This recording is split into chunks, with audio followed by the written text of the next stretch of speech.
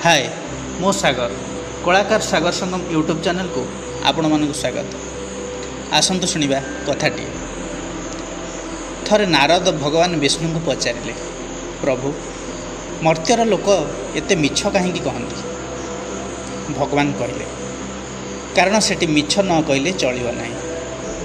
नारद ए प्रकार उत्तर आशा करिनथिले। से कहले, प्रभु आपण एभली कथा कहउछंती केमिति?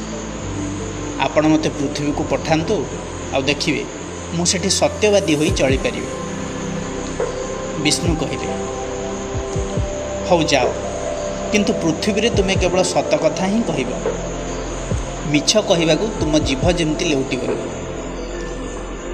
नारद पृथ्वी को आसिले आ से हेले परम सत्यवादी। सत छड़ा से आ किछि कहि पारिले नहीं।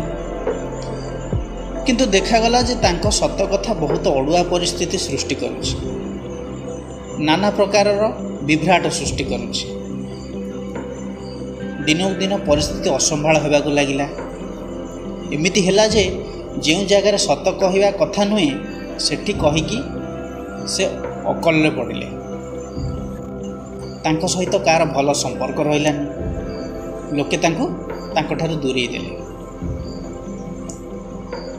एणिकी निज जीवन को टिके सुगम करिया लगी नारद अनेक स्थान रे सत न कही चुप मध्य रहिले। क्रमे देखागला जे से केवल नीरव ही रहउचंती। एमिति किछि काल परे व्यतिव्यस्त होई नारद भगवान विष्णु को प्रार्थना कला। कहले, प्रभु मते फेरई नियंतु। भगवान विष्णु तांको कथा रखिले। सेठु नारद कहे, प्रभु यही किछि दिन भितर मु गोटे कथा बुझीगली, ताहला सत कहवा विशेष कष्टकर नुहे, ता सबुठार सरल कथा। किंतु सत शुणी सही पारिबा सबुठार कष्टकर।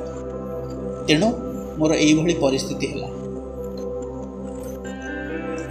कथाटिए तो शुणिले, निजर मतामत कमेंट बॉक्स रे जणाइबे।